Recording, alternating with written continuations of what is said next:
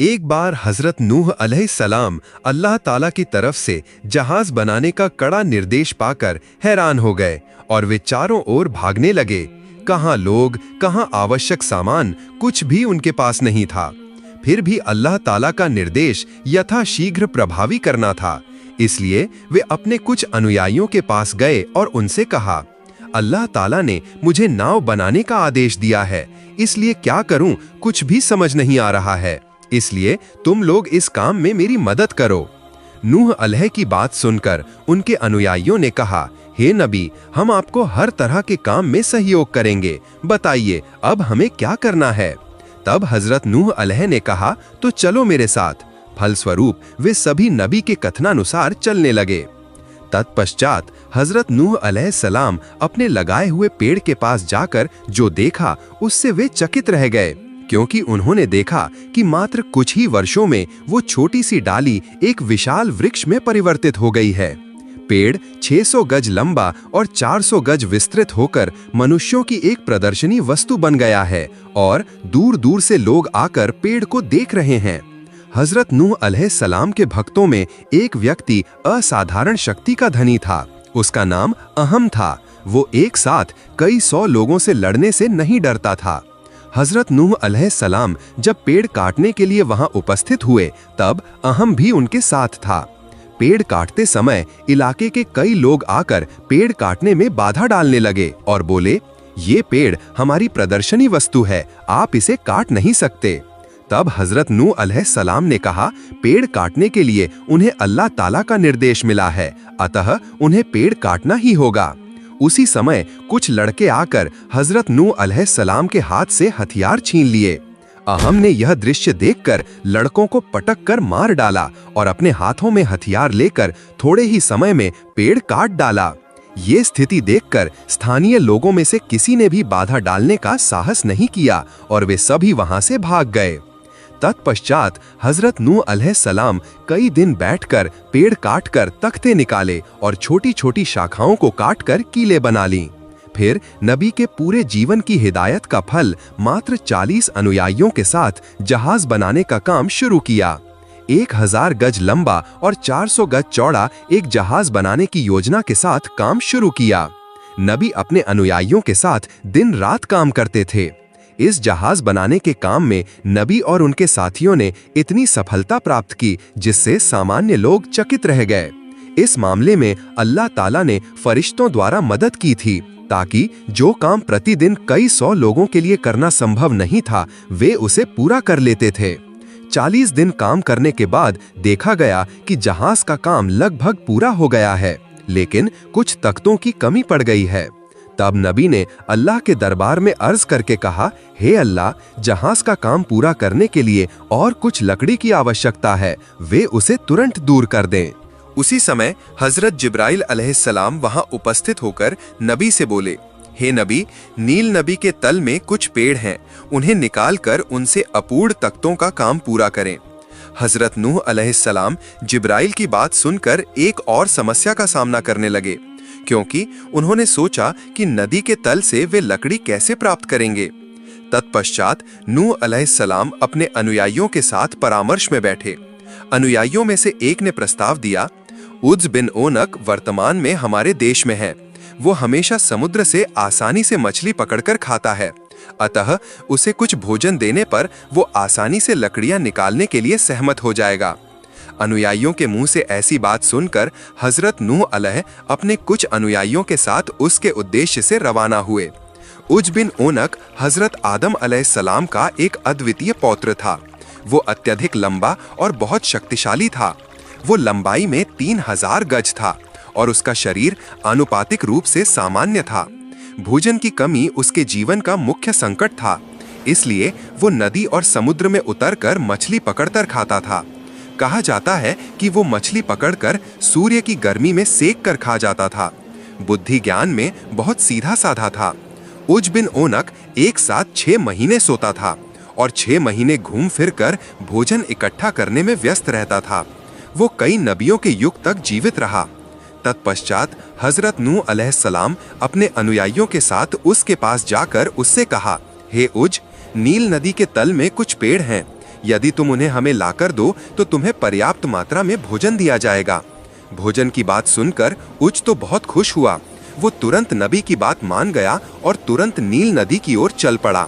कुछ ही देर में उसने नील नदी में डुबकी लगाकर कई पेड़ उखाड़ दिए और नबी के पास आकर बोला, ये लीजिए आपके पेड़, अब आप मुझे मेरा खाना दीजिए।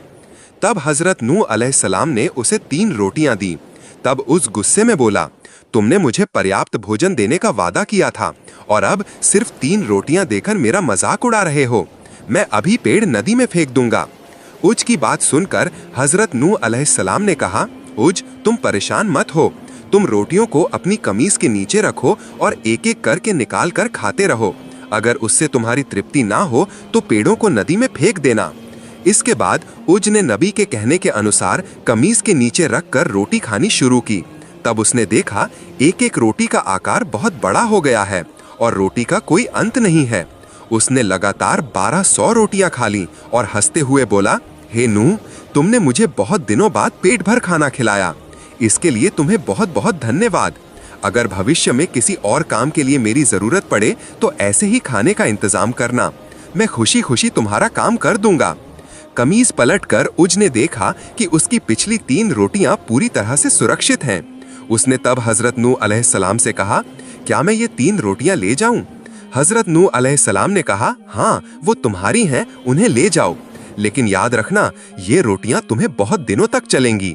परिणाम स्वरूप उज खुशी खुशी रोटियां लेकर वहां से चला गया। इसके बाद हजरत नूह अलैहिस्सलाम उज द्वारा उठाए गए पेड़ों को अपने साथियों द्वारा नाव बनाने की जगह पर वापस ले आए और बहुत जल्द तख्ते बनाकर जहाज का अधूरा काम शुरू कर दिया। 1 सप्ताह के भीतर उन्होंने जहाज का पूरा काम पूरा कर लिया। इधर देश के हजारों लोग जहाज निर्माण की खबर सुनकर हर दिन देखने आते थे और उपहास भरी हंसी के साथ कहते थे, हे नबी, रेगिस्तान में जहाज बनाने का काम एक हास्यास्पद बात के अलावा और क्या हो सकता है? यह कहकर वे फिर वहां से चले जाते थे। इसके बाद जहाज निर्माण का काम समाप्त करके हजरत नूह अलैहिस्सलाम अल्लाह ताला के अगले निर्देश का इंतजार करने लगे। इस तरह कई दिन बीत गए। अचानक एक दिन देखा गया कि किसी ने रात के अंधेरे में जहाज में शौच और पेशाब करके सब कुछ बर्बाद कर दिया है। हजरत नूह अलैहिस्सलाम को यह समझने में देर नहीं लगी कि यह किसका काम है। वो कमजोर थे, उनके लिए उनसे मुकाबला करना संभव नहीं था। इसलिए उन्होंने अल्लाह ताला के दरबार में शिकायत दर्ज करा दी। उधर विधर्मियों ने चर्चा की कि वे हर दिन उसकी नाव में मल मूत्र करेंगे, इसलिए वे खुशी खुशी जहाज में शौच करने लगे। दिन ब दिन उनकी संख्या बढ़ती गई। अब सिर्फ रात में ही नहीं, दिन में भी झुंड के झुंड लोग आकर जहाज में शौच और पेशाब करने लगे। लगातार 15 दिनों तक ऐसा चलने के बाद देखा गया कि शौच और पेशाब से जहाज लगभग भर गया था। हजरत नूह अलैहिस्सलाम कभी-कभी आकर दूर से दृश्य देखते थे और छाती पीट-पीट कर रोते थे। इसके बाद एक दिन एक अंधा व्यक्ति जहाज में शौच करते समय पैर फिसलने से जहाज के अंदर गिर गया और मल मूत्र में पूरी तरह डूब गया। फिर वो किसी तरह तैरकर ऊपर आया और देखा उसकी आंखों की रोशनी दूर हो गई थी। उसका चेहरा और सौंदर्य पूरी तरह बदल गया था। ऐसी घटना देखकर वो तेजी से वहां से भागकर अपने कबीले के पास पहुंचा, लेकिन कबीले के लोगों ने पहले उस पर विश्वास नहीं किया। तब उन्होंने कहा, आप कौन हैं और कहां से आए हैं? तब उस व्यक्ति ने कहा, मैं वही अंधा व्यक्ति हूं। मैं नूह अलैहिस्सलाम की नाव में शौच करने गया था और पैर फिसलने से अचानक मल में गिर गया। जब मैं उस मल से बाहर आया तो देखा कि मेरा पूरा शरीर बदल गया है। उसके मुंह से ऐसी बात सुनकर तरह तरह की जांच पड़ताल करके वे समझ गए कि यह वही अंधा व्यक्ति है। इसके बाद घटना की सत्यता की जांच के लिए एक दल रात में एक अंधे व्यक्ति को लेकर जहाज के उस मल में फेंक दिया। अंधा व्यक्ति वहां डुबकी लगाकर ऊपर आया तो तुरंत उसकी आंखों की रोशनी भी दूर हो गई। अंधा व्यक्ति दुनिया की हर चीज साफ साफ देख पा रहा है। लगातार 2 अंधे व्यक्तियों की आंखों की रोशनी वापस आ गई। अब देश में एक भयंकर हलचल मच गई। अब कोई वहां शौच करने नहीं जाता। अब वहां अंधे लोगों का आना जाना शुरू हो गया है। जो जहाज में डुबकी लगाकर आता है उसकी आंखों की रोशनी दूर हो जाती है। हर दिन सैकड़ों अंधे व्यक्ति ठीक होने के बाद अपंग, अक्षम, लूला, राष्ट्रीय संक्रमित व्यक्ति जहाज के मलमूत्र में डुबकी लगाने लगे। अल्लाह की महिमा से वे भी ठीक हो गए। इसके बाद अन्य बीमार लोगों का आना जाना शुरू हो गया। वे भी पल भर में ठीक होने लगे। तब देश विदेश से लोगों की भीड़ उमड़ने लगी। वे सिर्फ मलमूत्र का उपयोग करके ही नहीं लौटते थे, बल्कि बर्तन भर भर कर मलमूत्र ले जाने लगे। 1 हफ्ते के भीतर जहाज के अंदर का सारा मलमूत्र खत्म हो गया। इसके बाद जो लोग देश विदेश से आए वे जहाज धोकर पानी लेने लगे। अंत में धोने और पोंछने के मामले में भारी प्रतिस्पर्धा और छीना झपटी शुरू हो गई। 15 दिन बीत जाने के बाद जब जहाज पूरी तरह साफ हो गया, तब अल्लाह ताला ने हजरत नूह अलैहिस्सलाम को आदेश दिया कि अपने सच्चे उम्मतियों को और पृथ्वी के सभी पशु पक्षियों में से एक एक जोड़ा जहाज पर चढ़ाओ। हजरत नूह अलैहिस्सलाम अल्लाह का आदेश सुनकर बहुत परेशान हुए, क्योंकि पृथ्वी के विभिन्न स्थानों पर विभिन्न प्राणियों का वास है। अतः पूरी पृथ्वी घूमकर थोड़े समय में वे इन्हें कैसे इकट्ठा करेंगे, ये बात उन्हें अत्यंत कठिन लगने लगी। तब जिब्राइल अलैहिस्सलाम नबी के पास उपस्थित होकर बोले, इस बारे में आप बिल्कुल भी चिंतित ना हो, अल्लाह ताला इस विषय में आपकी सहायता करेंगे। ये सुनकर नबी आश्वस्त हुए।